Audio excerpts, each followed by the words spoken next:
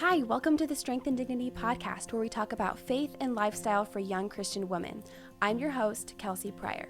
Here, you'll find conversations around the Bible, stories and testimonies from guests, and encouragement for your walk with the Lord.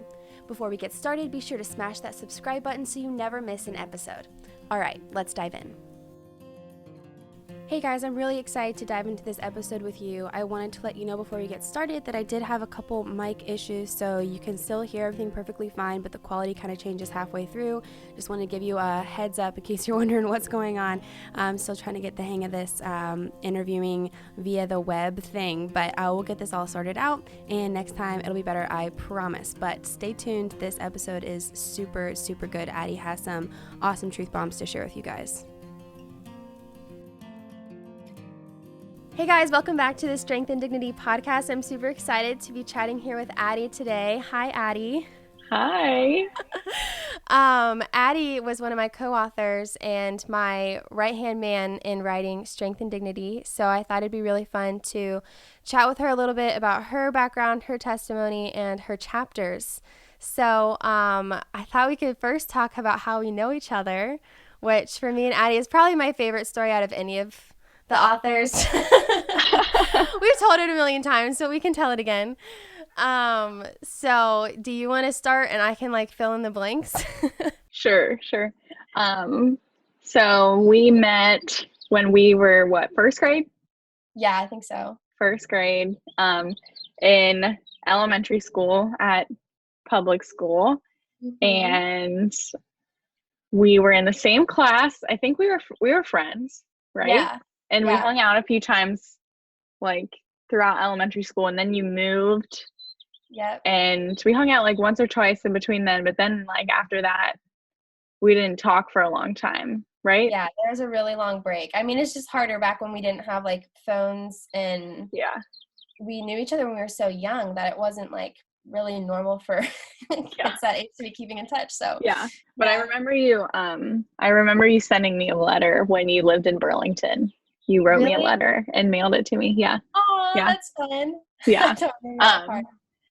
But then I guess you came back to public school and middle school for a little bit, but we never really talked because we didn't have classes or anything. Yeah. And I was probably a turd at that point too. And then in high school, you ended up, so in high school, I was really involved in a ministry called Young Life. And Kelsey started coming around a little bit and then ended up coming to summer camp with us. Mm-hmm. And Kelsey was in my cabin. And at camp, you would have these cabin times at the end, and you would talk about stuff. And the whole time Kelsey's spouting out all this knowledge. And I was secretly really jealous that she knew all this stuff. And I was so mean to Kelsey the whole week, and probably most of our senior year of high school when she was in public school. It wasn't an aggressive meanness, though. It was more just passive aggressive. Yeah. It was kind of passive aggressive, and I wasn't holding it against you wow, she must be mad at me, but it was oh, she just doesn't seem interested in a relationship with me, which I think is an okay place for lots of people to be. But so I just kind of accepted it, I didn't think wow, she has issues with me personally. But I think I don't think I realized that deep down I was jealous until later. But wow, that's interesting. But then talk about later, because I want to hear about before you texted me that one time. I don't think I've heard that part. So I was such a turd to Kelsey in high school, and then we graduated and went to college, and I stayed home for school. But I don't know what led me. I was thinking about it. I think I was thinking about you or something, and I was remembering how much of a turd I was to you, and I was oh my gosh, I owe her an apology. I was so mean for no reason. And I don't know, I just felt I needed to text you and apologize for how I acted. And so I did.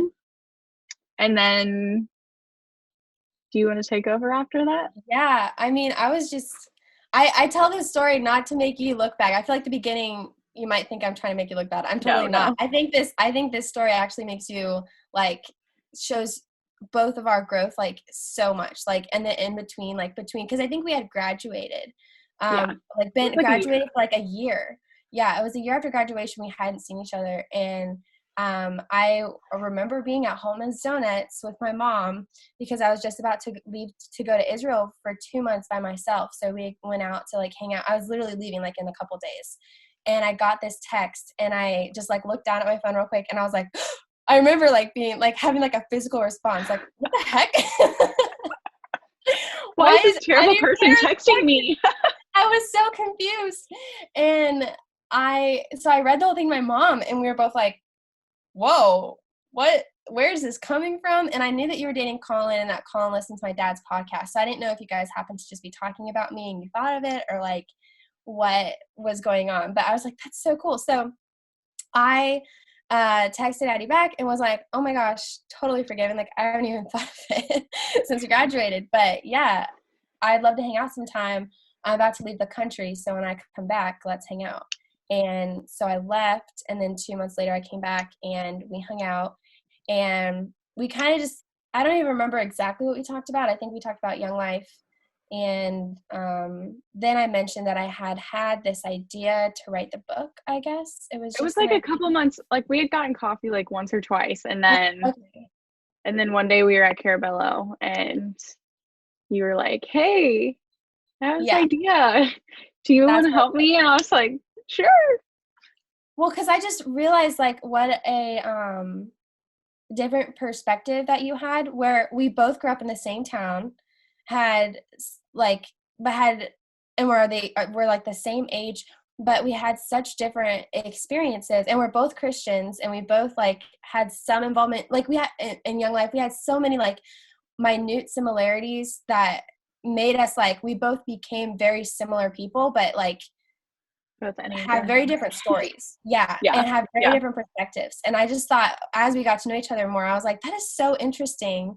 And if you guys did the Enneagram, Addie and I are both ones. And so that like, we like vibe on so many levels, and we clash on so many levels, which we didn't discover until after, but that's okay. We were on vacation together, and we were like, huh, you know what? We should probably, mature in these areas. That's okay. Or a little passive aggressive still. It's all right. And it was just really cool to me to see like all the ministry that Addie was doing, and her love for the Lord, and what like a similar yet completely different person she was from me. I don't know. It was just really interesting. And the fact that we were friends when we were little, like I would tell people all the time, I think all the way through like 5th grade, my best friend's Addie Parris. And I hadn't even talked to you in like 3 years at that point, but I remember still telling people that. And so, yeah, I don't know. I just thought it was such a cool like thing that the Lord did to bring us back together, and that now we have this book that we've done together, and it's super fun. And I could not have done it without Addie. I don't know how many times I've said thank you, and I will say it over and over again. But yeah, I've just been super duper blessed by this relationship. So I just wanted you guys to hear a little bit of Addie's story, and then like her testimony. And so yeah, tell us a little bit about like some key points in your life that have led you to where you are today. Yeah. So I mentioned that I was involved in Young Life in high school, but so growing up, wouldn't say I grew up in a Christian family, went to church like a couple times, but that was it. So I really didn't know much about it. And then some older people at my high school started bringing me to Young Life. And Young Life, it's like really weird, at least where it is, like where I'm from, it's really weird. And but I kept going, and then ended up going to summer camp, and for the first time heard the gospel in a way that was like real, in a way that I could understand almost. Like for so long, I don't think I ever heard it like pieced together, and I had never heard it in a way that was like, oh, God wants a relationship with me, like he wants to know me, and like he's a part of my life, like longer than just Sunday for an hour and a half. And that was really new to me. And I like didn't know what it like looked like. I didn't know what it meant. Like I remember I like had said like, oh, I'd given my life to Christ, and then all these people were hugging me, and I was like, why are they hugging me? Like it's not that big of a deal. Like I did not get it. But I had it was my young life leader who came alongside me and really mentored me. I spent like tons of time with her. And that's where I really started to grow in my relationship with the Lord. But in high school, it's a very try hard, very unhealthy Enneagram 1, which is where my passive aggressiveness towards Kelsey had come from. But was a super try hard, like wanted to be the best in everything that I did. Whether it was like I was playing 2 varsity sports, I danced and I ran track, and I would go to track after school from 3 to 4:30, and then from 4:30 to 9:30 I'd go to dance, and then I'd come home and do my homework and get my straight A's on my report card and then be exhausted. And then was in like every club imaginable. Like I was just exhausted because I wanted to be perfect so bad. Also, a big part of my story was the guy I dated in high school. We dated for like 3 years, one of which was secretly because I knew that we shouldn't be dating and that the Lord like didn't want us to be dating, but it was really hard for me to like break that off. So I hid it for a year from like all my friends, and that was a hard year. Were your friends Christians at that point? Yes, yeah. So that was like my junior year of high school. So I'd been following Jesus for like a year. And then that whole year I would still consider myself following Jesus. I just had this this thing that I had been like grasping onto so hard that the Lord kept telling me to let go of, that I was like too scared to let go of. But then finally was able to like release that and surrender that to the Lord. And I would say my senior year in high school, like after that relationship ended, I grew so much, and really started to understand, like, I feel like that's where the Lord really started working in me, of like teaching me you can't earn my love. You can't be perfect, and like your works aren't going to do anything. I feel like I've been learning that for the past couple of years. But yeah, and so after I graduated high school, I stayed close to home for school and started leading Young Life so I became a volunteer Young Life leader, and I still do that. But that's a lot of my time is really just school and ministry. But yeah, was that enough of my story? Yeah. That's perfect. That's awesome. I love how you can see that like difference between like learning grace in your story. I think that's super cool that that's something that you learned, and it's very evident through like when you look at your life. It's not like I know some people like sometimes when you learn something, it's not as like evident, it's just kind of an internal thing, but this is like you really externalize that belief, and now you have the opportunity to take it to other teenage girls who were like in the same position as you and impact them like they've impacted you. That's super cool. Yeah. So it was cool, I think, because I think my story's different from a lot of people's. Well, maybe it's not, but I didn't understand grace when I first started following Jesus. Like I remember like 2 years into following Jesus, I was with my Young Life leader, and I was like, what does grace mean? Like I didn't even know what it meant. And yeah, I just had no concept of it, where you think like when people really start following Jesus, it's probably because of grace, that they receive grace. And I just didn't really think I needed it. And I think that's been a unique part of my story, is that that's something I learned. I got the like go and make disciples, like go, do. But it took me a long time, and I still don't think I fully grasp it. But like understanding grace. Yeah. So what would you say is the reason you decided to make that decision and give Jesus lordship over your life? If it wasn't grace, what do you think it is? I remember like they would give talks each night, but I think the most impactful thing, my Young Life leader, which I've been talking about her a lot, but that was really just the biggest part of my story. I like saw, like I was like, she has something I don't, like she was so happy and so kind. I remember when I met her, she was so nice that I was like, this girl's fake, like she's a fake, and couldn't believe that someone would be that nice to me, and especially someone who was like way older than me, and like why did she care? And yeah, I just remember seeing that she had something I didn't, like I wanted whatever that she had, and if it meant that it was following Jesus, then I was going to try it. Yeah. That's really cool. That's awesome. So where does that leave you today? Like faith wise, but also just life wise. Like tell us a little bit about where you're at right now. So like I said, I lead Young Life. And so if you don't know Young Life, it's a ministry for high school students. And basically what we do is we go into the school.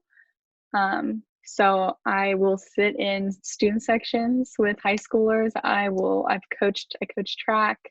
I run a Bible study with a group of current senior girls. But I've been with them since they were sophomores in high school when I got placed there. And I meet with them weekly. I meet with another group of girls pretty regularly that are like kind of following Jesus, but a lot of Young Life is outreach and like evangelism, which isn't my strong suit, but makes me really uncomfortable, but it's good to do it. But I would say the discipleship part, I really get to dive into some like deep relationships with girls and kind of walk with them through high school just because it's hard. And so I get lots of long text messages and calls and late night car talks, but I love it. And so that's kind of what my life looks like ministry wise. But yeah. That's awesome. So talk a little bit about how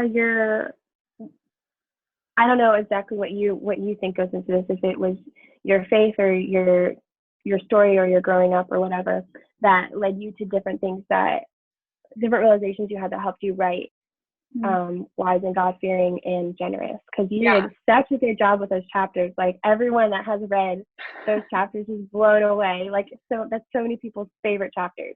That's the feedback I get all the time. So I think that lots of people are just curious about, oh my gosh, who is this girl? Because her writing has impacted my life. That's funny. I would think, I don't know. I think the one I had the most fun writing was the generosity chapter.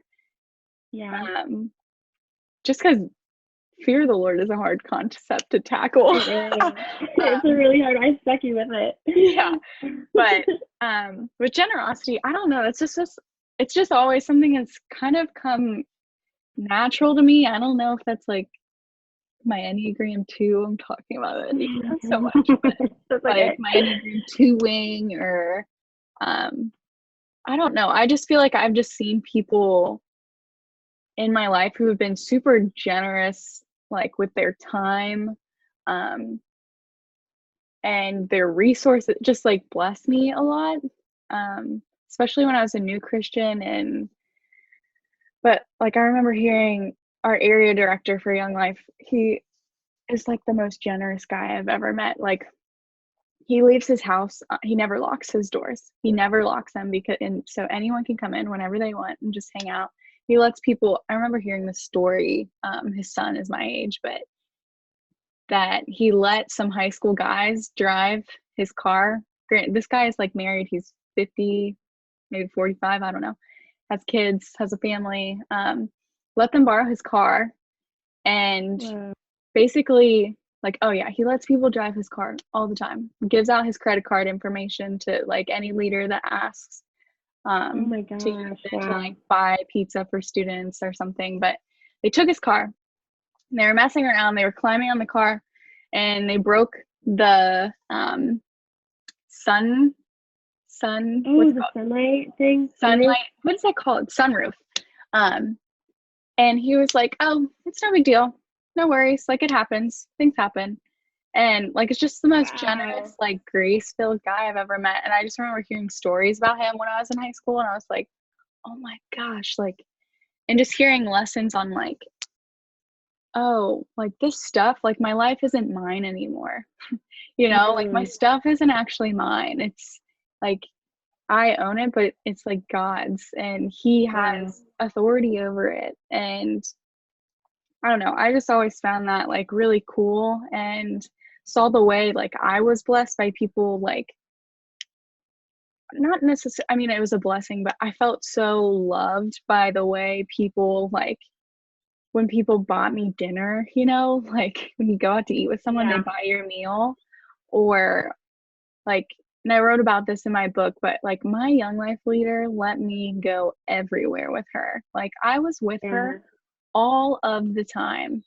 I mean, she probably got annoyed, and but still let me hang out with her. I mean, I went on dates with her and her now husband, but when they Wow. were dating, I would sit and like I'd make her stay up till like 2 or 3 a.m. and bug her with questions and about like Oh, wow. Jesus and whatever, when she probably wanted to go to bed. Like I was, she like, I was in her wedding. Like she put a high schooler in her wedding. And I don't know, I Wow. just felt like so loved by the way that she loved me, and like was Yeah. generous towards me, in the way that other Christians have been like that. And I don't know, something just clicked, and I was like, man, I really want to be like that to people. You know, I want people to feel loved, if that means like dying to myself and dying to like there's times where I don't always want to go to a high school volleyball game and sit in a student section, but Yeah. I do it because I know that one of my main girls in my Bible study is going to feel really loved that I came to her volleyball game. And just things like that. And I don't know, it's just always clicked to me and been a really important part of who I am as a follower of Jesus, is just being generous with my time, especially, but my money and my like whatever, my car, I don't know. But Yeah. yeah. That's awesome. When you said, like, when you realize my life is not my own anymore, I feel like that is such an epiphany moment, like a paradigm shifting, holy crap, my life's never going to be the same again type of Yeah. realization. Because if you let that really sink down and believe that at a 10, like from a 1, scale of 1 to 10, you believe that at a 10, you'd be like doing what your regional leader or whatever would be doing. Like, I just can't believe the type of mindset that like someone has to get into. It's so not normal, it's not natural for us to do that. But everyone, because it's not natural, everyone can like point to that and say, well, there's something different about them. What is Yeah. it?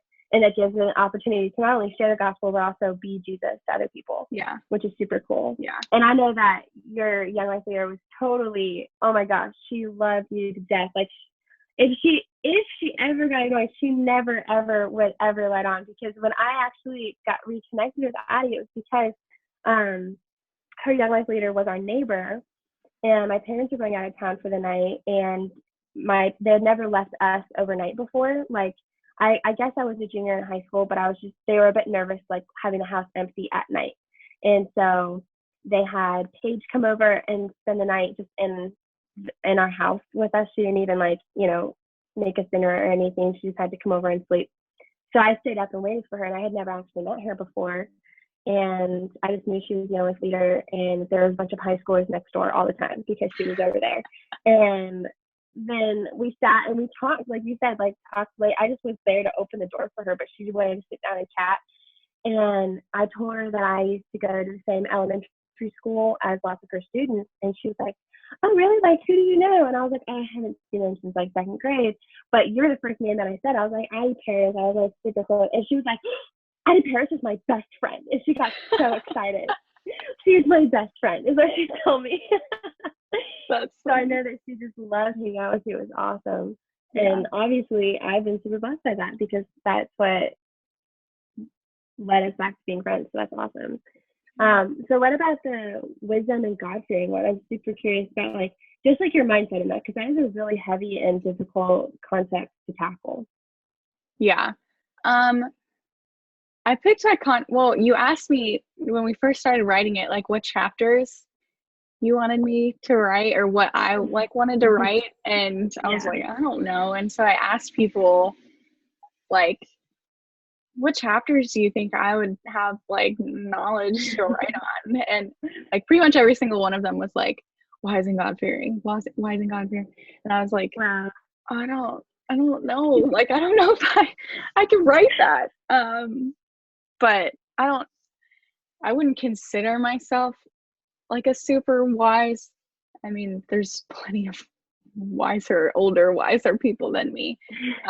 I think that people say that about me is just because I really value learning. I really value gaining wisdom. Like I remember in high school praying for wisdom a lot.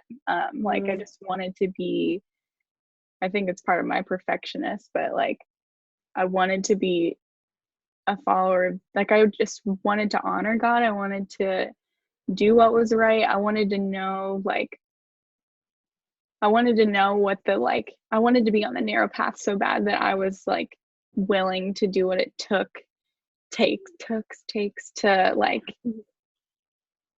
get there. So I love to read. Like I would read so many like Christian books in high school. Again, like I was bugging my Young Life leader till 2 a.m. asking her questions on how to follow Jesus and what it looked like, and listening to podcasts and all of our like Young Life like Bible studies and campaigners. I was like soaking it all in. Wow. And not saying that to like boast myself. I just think that like wisdom, I want to be a wise, like God-fearing woman. That's who I want to be, and that's who I want to grow up to be. You know, like I always used to say, I still say this, but like I hope one day that like I'm that old like woman with gray hair that everyone just wants to like talk to because they are like so sweet and like love Jesus so much and know so much and like trust him with everything. And like one of my life verses is it's in First Peter, where it's like right before that it's like don't adorn yourself with like gold jewelry and but like have a gentle and quiet spirit. Like that's what God values, is a gentle and quiet spirit. And I don't think he's precious. Yes. And like he's not saying like, oh, women need to be quiet. Like I've taken it as like, oh, I want to trust in the Lord so much that like I'm not worrying, you know, like my spirit is quiet because I'm so content in the Lord and like trust him and I've given everything to him and I know that he's good and loves me and is going to provide for me. And then I come off to people as like gentle, and like I want people to come around me and like be refreshed after, not because of me, but because of like the Lord and the Spirit in me. Yeah. And I think a lot of that comes with gaining wisdom and like wanting to honor the Lord and fearing him. So that's kind of where I based that chapter off of, is like not necessarily like how to be wise. Well, I guess it was kind of how to be wise, but not like what are wise people, like what qualities do they have, but like how do you become wise. And like hopefully the path that I'm on of like seeking and trying to learn, and like I think a lot of like wisdom comes from seeking older and like wiser people and counsel. But yeah, for sure, that's kind of where I went with that chapter. Yeah, that's awesome. No, I thoroughly enjoy that chapter and enjoy that I didn't have to be the one that wrote it. Yeah, I remember texting you being like, I don't know. Like I watched I so was like, many just talk. videos. Well, we can edit it later. Just start writing, and we'll Yeah. figure out the order that things need to be in, whatever. But I think it was awesome. So I'm super thankful. And we went back later. I literally was about to publish it. I was about to like send it into the editor, and I was like, I am sorry, but this chapter needs a personal story. Like, I know it's already super long, but I really want to like hear from your personal experience. And I read it to my dad, and he was like, yeah, I think this needs like a personal. That's the only thing he had to say about it, was like, it's awesome, just needs a little bit more like personal touch. And so I'm so glad that we went back and added that too. So I'm really happy with your final product, and I think it's brought already. I mean, the book's not even like, it is really cool the places it has been. It's in Poland right now. Someone just took it to Poland. Isn't that cool? Gosh. No way. I know. That's amazing. Someone was like a foreign exchange student, and their host bought them the book, and then they took it back home. Isn't that crazy? I don't even know who the people are. Like, they just messaged me and said, just so you know, your book's made it to Poland. I'm like, who are you? And thank you. Like, I don't know. This is awesome. That's amazing. Yeah. I know. And every time like I see the orders come in, it's just like all over the country. It's super duper cool. And so not that there's been like a huge quantity that's gotten out there, but the places that has gone, like the internet's awesome in that capacity. So yeah, I hope that you feel super encouraged by that, because you put a ton of work and effort into it, and everyone's benefiting off of your work and effort. So we're all super thankful. Cool. So I wanted to ask, what are some things that God's been teaching you recently? So this doesn't have to do with your chapter or anything, but just what are some things that, like, in your relationship with the Lord, that He's been teaching you? Yeah. Well, I think, I mean, for a long time, it's been like, for the past few years, I've been talking about this, but like grace, and that like God loves me, which is like, people don't, I think you just hear it so much, like, oh, Jesus loves you, but you never, like, I feel like for some people, it's like, you never actually soak that in and like what that means. And I think that's kind of branched off into like a lot of what I'm learning. Like, I mean, right now, like in this coronavirus, I just got engaged 2 weeks ago, I think. Yeah, I'm really excited. But I can't like do any wedding. I didn't get to have an engagement party because of the corona. I was so bummed about that. I knew about it like a few weeks, like right when he like announced it on, it was like a private Facebook event. It was like Addie Collins' engagement party. I was so excited. I like really wanted to text you, but I knew I couldn't. And then I was so sad. This freaking virus. They canceled your engagement party. It canceled my other friend's wedding. And so sad. I know. Yeah. So I feel like, and so we didn't get to have an engagement party, which is like not a big deal in the grand scheme of things. But like, I'm supposed to go wedding dress shopping, like, because we don't want to have a really long engagement, and so it's making it hard to go do things, and like, just a lot of things that like my expectations for what I wanted. Like, I mean, you've like dreamed about your wedding like since you were a little kid, and like certain things. And like yesterday, so it's like really fresh, but the other day I was just like, I don't know, like I'm graduating from college and my graduation got canceled. A big like family vacation got canceled, and I was like, just let it pile like all on me, and I was just felt so defeated, you know, like just so discouraged. Yeah, totally. Nothing, like just kind of sat in this pity party of like, nothing's going my way. Like, this is not what I wanted it to look like. And I had such a bad day.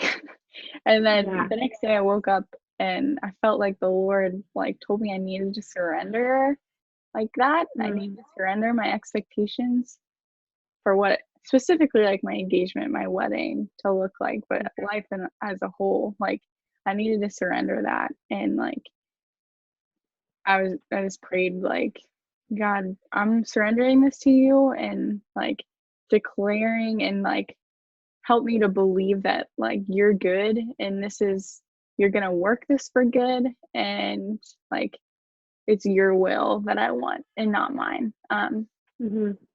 And I had such a good day after that, like as soon Oh, as I that's like gave that awesome. over to the Lord, and I had such an awesome, like I just felt so much better. And Yeah. like I feel like he's just continually asking me to trust him and trust that like he loves me and he's faithful to me, Mm-hmm. and he's not gonna let me down. Like he wants good things for me. God is for me. He's not Yeah. against me. And just to trust that, I think I've been having to learn. Like I think my word for the year is that I felt like the Lord gave me was enjoy me. Like just enjoy him, enjoy that he's Mm-hmm. good, instead of like Wow, that's so good. thinking about all of the bad things that are going to happen, or dwelling on all the bad things that have happened. Like dwell and enjoy the fact that like I have a God who loves me, a God who's in control, and he loves me more than I could ever imagine, and is Yeah. never going to leave me, never going to forsake me, and is always faithful to me and works everything for good. So why do I need to sit and be like negative and like discouraged? Mm. Yeah. Yeah, so that's kind of just a little bit of what I've been learning. That's awesome. That's so good. I love that. That's super encouraging to hear. Just, it is such a confusing time to think, okay, God, what's your plan again? Like, Yeah. nothing's happening how I thought it would. Like, even just in the small things. For some people, it's like they're really, really big things, like losing their job, or they get sick, or someone they love gets sick. And then some people, it's like, or like the wedding gets canceled, or like expectations for weddings and stuff like that, graduations. And then sometimes, like, for me, nothing like super huge has happened, but just in the small, like, how do you even make plans? How do you even like go about your day or think about the future? And like, I don't know, things like that. Or taking on, I love taking on other people's like pain Yeah. or problems. I mean, it's just like, oh my gosh, I can't believe that so-and-so's going through that or missing out on that or whatever it is. And so it's just like, that can feel so overwhelming. So to have that, like, but I've also noticed how like the world has started to like spin slower almost. It's like you have more time in your day. It's like, and seeing, just walking around, we live in a super, Addie and I live in the same town, and we're really sad we can't just be sitting next to each other doing this because because of the virus. See, things like this, it's just so small. It doesn't really matter, but it's just annoying. But we live in a really small town, and just like walking up the street, there's tons of people walking and lots of people playing outside with their families, and like people having family dinners, and just like the pace of life has gotten a lot slower. And so Did you see that to C.S. have that Lewis word that's quote? like, Have you seen that C.S. maybe, I Lewis don't know, quote? what was It's it? like, it was like Satan. It was like, I will bring fear and anxiety and like disappointment and blah, blah, blah. And then it's like the Lord, I will bring like families back to the table. I will bring back relationship and rest. And it was really cool. Sorry, I just cut you off, but I That's felt so like that cool. was like No, really in capturing what like we're seeing in the yeah, world. yeah, for sure. I mean, I could do a whole, just not for me, but probably with my dad or something, about like how this has caused the world to rest. It's like to actually take like a Sabbath, like it says in the Bible. And so having that word like enjoy me as like a word for this season is like super encouraging and like purposeful. It feels like, okay, that just gave me purpose for what these unknown days are supposed to look like. Like God's already supposed to have control over our schedules, but this is like forcing us to let him have control over our schedules. And it's just enjoying his presence in the good and in the bad. Yeah. So I love that. That's super helpful. Cool. Well, I hope that you feel encouraged because you're being a light to so many people right now. And I hope that whoever's listening feels encouraged by things that Addie has to share and her story and what the Lord's been teaching her. I'm super thankful to write this book together, do this podcast together, anything I get a chance to hear what's going on in your life. I love it. So any last words before we get out of here? No, I don't even know. Guys, this is like my first one. I could say that. This is actually going to be the first one. So if this goes a little bit longer than the other ones will, then, or it's way shorter, I have no idea. It's been fun. I think I'm really excited for you and your book and this ministry and how it's going to bless young women. So you're doing an awesome job. Thank you. You're welcome. Thanks for listening to this episode of Strength and Dignity. Make sure you follow us on Instagram and Facebook and sign up for our newsletter to be notified of all the fun stuff we have rolling out. All the links can be found in the description below. Hope you tune in next time.